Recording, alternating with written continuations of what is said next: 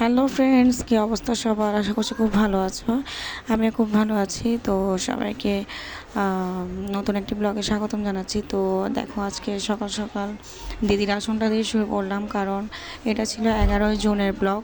আর ওই দিনটা ছিল আমার মেয়ের জন্মদিন। আর ওই দিনটায় সকালটা শুরু করলাম পুজো দিয়ে। যদিও বা আমি পুজো দিইনি, দিদি দিয়েছিল, আমি দিইনি। তো ভাবলাম এটা দিয়ে শুরু করা যাক। তো আজকে এটা হচ্ছে মিনি ব্লগ, খুবই ছোট। তো এগুলো করার পরে রান্নাবান্না কাজ সারলো দিদি। তারপরে রান্নাবান্না কাজ সেরে কেক বানিয়েছিল। আর আমার দিদি তো কেকের বিজনেস করে। আর যারা আমার আগের ব্লগ দেখেছো, ওইখানে কিন্তু আমি বলেছিলাম যাদের লাগবে তারা আমাকে ইনবক্স করতে পারো। তো যদি দরকার হয় তাহলে আমি হোয়াটসঅ্যাপ নাম্বার দিয়ে দিব।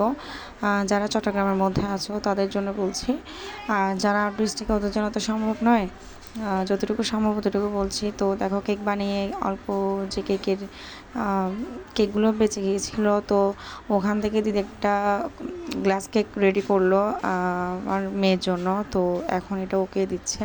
তো দেখো, কেক রেডি হওয়ার পরে তো আমরা চলে গিয়েছিলাম ঘরে, কারণ এখানে করবো না, বার্থডেটা ঘরে করব। তো দেখো, আমরা সবাই রেডি হয়ে বসে আছি। দিদি তালা খুঁজছিল।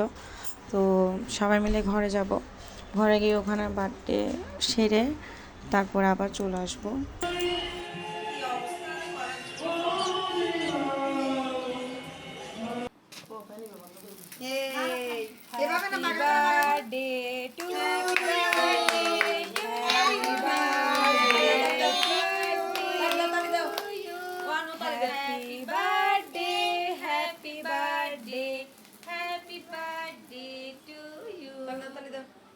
তো গাইস, কেক কাটার পরে আমাদের এবার ভাত খাওয়ার পালা।